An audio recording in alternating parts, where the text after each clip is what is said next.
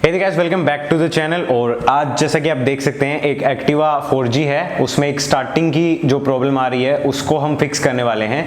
तो सबसे पहले तो इस चीज़ के बारे में बात करेंगे कि जो स्टार्टर की जो प्रॉब्लम है उसको डायग्नोस कैसे करें, और उसके बाद अगर उसको रिपेयर कर सकते हैं तो रिपेयर करेंगे, अगर कोई पार्ट रिप्लेस करना पड़ता है तो उसको रिप्लेस करेंगे।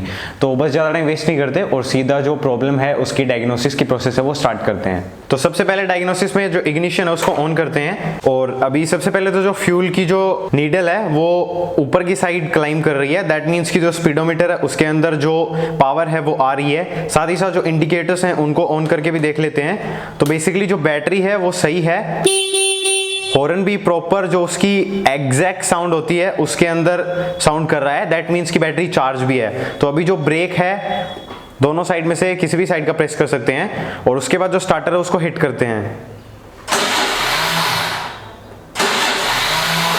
तो बेसिकली जो स्टार्टर मोटर है वो स्पिन कर रही है, लेकिन स्कूटी वो स्टार्ट नहीं हो रही है। तो जो स्टार्टर मोटर है उसकी लोकेशन इंजन के जस्ट पास में होती है, वेरिएटर कवर के पास में। तो जो कैमरा एंगल है वो वहां पर सेट करते हैं और उसके बाद जो साउंड है वो सुनते हैं। ऑलराइट, तो अभी जो माइक्रोफोन है उसको मैं जो स्टार्टर मोटर है वो कुछ यहाँ पर होती है वेरिएटर कवर के पीछे। तो जो माइक्रोफोन है मैं उसको यहाँ पर प्लेस कर दूंगा और उसके बाद मैं स्टार्टर को हिट करूंगा, तो आप लोग जो साउंड है वो सुन पाएंगे कि किस टाइप की आ रही है।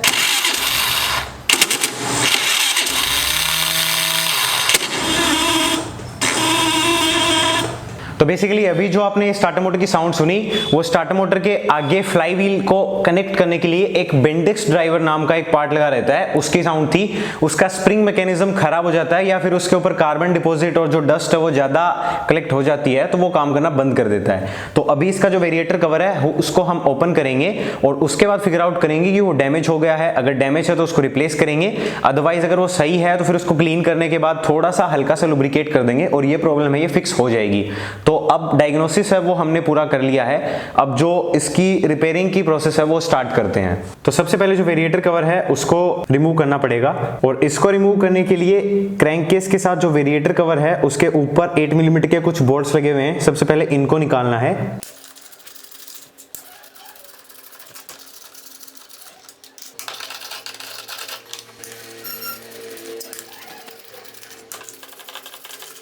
और लास्ट वाला जो बोल्ट है वो इस कवर के पीछे है, तो इसको निकालने के लिए ये एक फिलिप्स हेड का स्क्रू है, इसको ओपन करते हैं। और एक फन फैक्ट ये है कि ये जो कवर है इसमें एक स्क्रू तो यहाँ पर है जो हमने ओपन कर लिया, एक स्क्रू यहाँ पर अंदर है। तो उसके लिए आपको सबसे पहले ये जो बूट है इसको ऊपर लिफ्ट करना पड़ेगा। तो जो बूट के अंदर एक 12 मिलीमीटर का बोल्ट आता है उसको भी लूज करना पड़ेगा। मतलब कितना मैकेनिक फ्रेंडली डिजाइन है ना यार। तो ये जो 12 मिलीमीटर का बोल्ट है इसको ओपन करते हैं, और फिर ये दो जो 12 मिलीमीटर के बोल्ट्स हैं इनको भी ओपन करना है।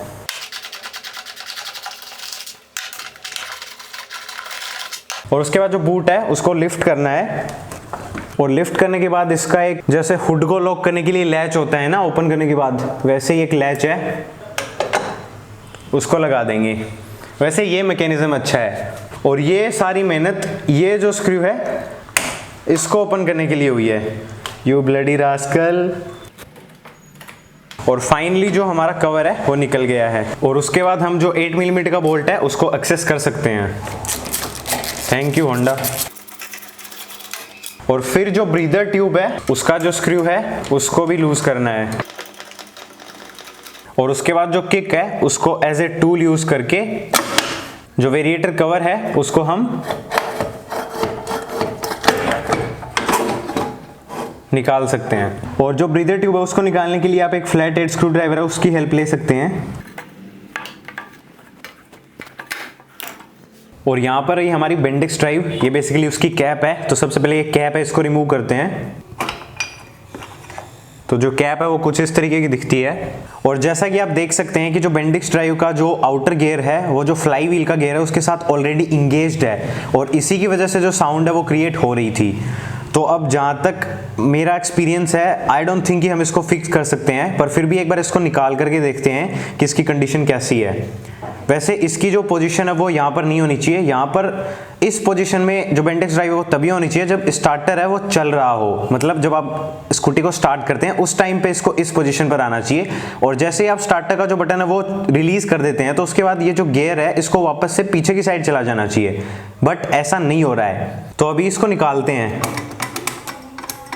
तो ये भी अपने आप में एक टास्क ही होने वाला है, बिकॉज ये जो ड्राइव है ये रिट्रैक्ट ही नहीं हो रही है। तो एक बार मैं जो स्टार्टर है उसको पुश करता हूं।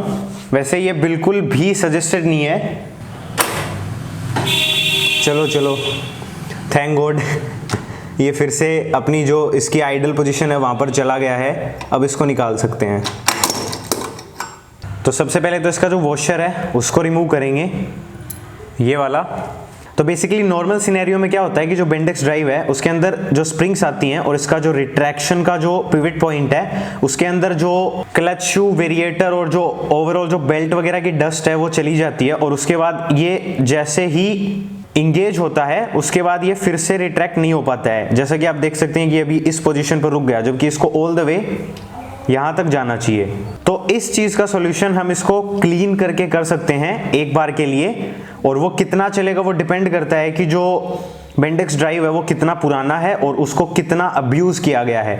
जैसा कि हमने देखा था इसको जब निकाला तब कि ये इस कंडीशन में जो फ्लाईव्हील था उसके साथ इंगेज था। तो उस कंडीशन में अगर हमने इसको ऑपरेट किया है तो उससे इसी को डैमेज नहीं हुआ, साथ ही साथ जो स्टार्टर मोटर है उसको भी डैमेज हो सकता है।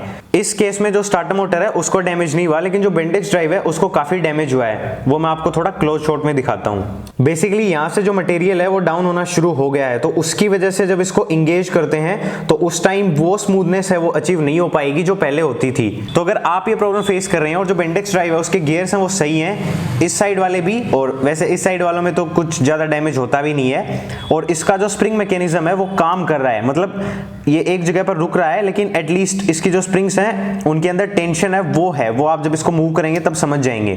तो उस सिनेरियो में आप इसको कैसे क्लीन कर सकते हैं वो प्रोसेस मैं आपको दिखा देता हूं। मुझे इसको रिप्लेस करना पड़ेगा।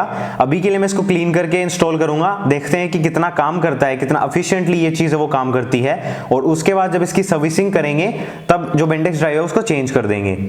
तो इसको क्लीन करने के लिए मैं बेसिकली डीजल है उसको यूज कर रहा हूं, आप चाहें तो पेट्रोल भी यूज कर सकते हैं।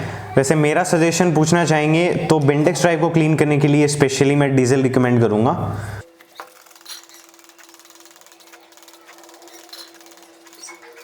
और क्लीनिंग करते टाइम आप एक चीज मेक श्योर करें कि इसका जो ये स्प्रिंग मैकेनिज्म है इसके अंदर आप अच्छे से क्लीन करें, और सेम चीज आपको यहां पर जो स्प्रिंग मैकेनिज्म है उसके साथ भी करनी है। और थोड़ी सी डीप क्लीनिंग के लिए आप जो ब्रशेस हैं वो भी यूज कर सकते हैं, बट मेक श्योर इसके अंदर वाली जो स्प्रिंग है उसके ऊपर आप हार्ड ब्रिस्टल वाले जो ब्रशेस हैं उनको यूज ना करें, अदरवाइज वो स्प्रिंग है उसको आप डैमेज कर देंगे। और उसके बाद अगर आपकी जो बेंटेक्स ड्राइव है वो सही भी होगी तो भी आपको ना चाहते हुए भी उसको रिप्लेस करना पड़ेगा। तो इसको मैं पहले डीजल से अच्छे से क्लीन कर लेता हूँ।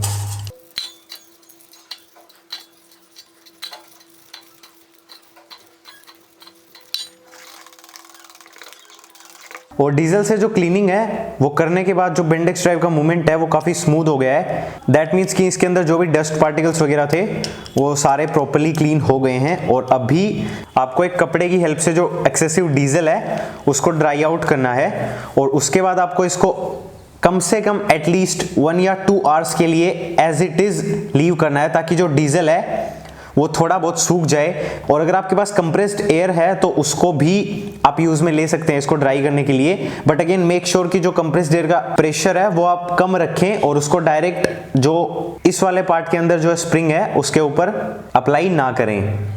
और जब ये कंप्लीटली ड्राई आउट हो जाए तो उसके बाद इसका जो वॉशर है उसको फिर से इंस्टॉल करना है, और मेक श्योर आप इसके इस वाले सेक्शन में और इस वाले सेक्शन में हल्का सा ग्रीस है वो अप्लाई करें। अभी मैंने ग्रीस अप्लाई कर रखा है लेकिन आप उसको नहीं देख सकते हैं, बिल्कुल उतना ही अमाउंट में आपको ग्रीस अप्लाई करना है, अदरवाइज फिर वो डस्ट है बहुत ज्यादा उसको कलेक्ट करेगा। और उसके बाद इसको जिस तरीके से हमने निकाला था उसी वे में इसको इंसर्ट करना है। जो फाइन टीथ का गियर है वो अंदर की साइड रहेगा और जो दूसरा पोर्शन है वो बाहर की साइड। और इसको लगाने से पहले ये एक अच्छी हैबिट है कि आप ये जो पोर्शन है इसको भी क्लीन कर लें। अगर आप इनको डिसमेंटल करके क्लीन नहीं करना चाहते हैं तो भी एटलीस्ट आप कंप्रेस्ड एयर की हेल्प से या फिर ब्रशेस वगैरह की हेल्प से जो सरफेस डस्ट है उसको तो एटलीस्ट रिमूव कर ही दें, जो कि मैंने अभी कर लिया है। तो आप क्लच और वेरिएटर, बेल्ट वगैरह और जो बेसिकली जो ओवरऑल ड्राइव ट्रेन है उससे रिलेटेड अगर वीडियो देखना चाहते हैं तो आई बटन में जो वीडियो आ रही है आप उसको वॉच कर सकते हैं। तो इसको एज इट इज इंस्टॉल करना है उस वॉशर के साथ में।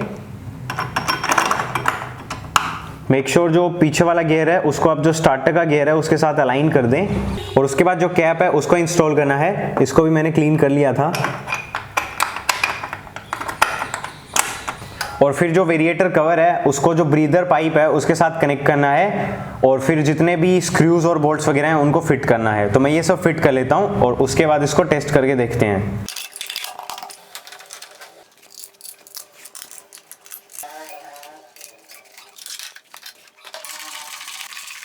ऑलराइट, तो जो असेंबली है वो कंप्लीट हो चुकी है। तो अभी जो स्कूटी है उसको स्टार्ट करके देखते हैं कि जो बेंडेक्स ड्राइव है उसको हमने फिक्स किया है या फिर नहीं किया। तो सबसे पहले तो इग्निशन ऑन, उसके बाद ब्रेक प्रेस कर रहा हूँ, और अभी स्टार्टर है उसका जो स्विच है उसको प्रेस करते हैं। Let's see. गुड, एक दो बार और ट्राई करके देख लेते हैं।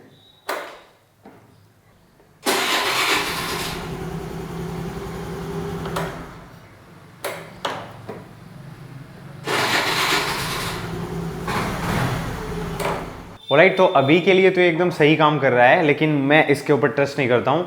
और बिकॉज स्कूटी है वो घर में लगभग सभी लोग चलाते हैं, तो इसलिए ये रिस्क लेना भी सही नहीं है। इसके जो टीथ्स हैं अगर वो डैमेज नहीं होते तो हम इसके ऊपर ट्रस्ट कर सकते थे। तो अगर आपका जो बेंडेक्स ड्राइव है वो सही है, खाली क्लीनिंग की ज़रूरत है, तो आप उसको क्लीन कर सकते हैं। अगर उसमें डैमेज है तो रिस्क ना लें, उसको चेंज कर दीजिएगा। तो बस यही था इस वाली वीडियो के लिए। फिर मिलेंगे कभी किसी और वीडियो में, तब तक के लिए बाय बाय।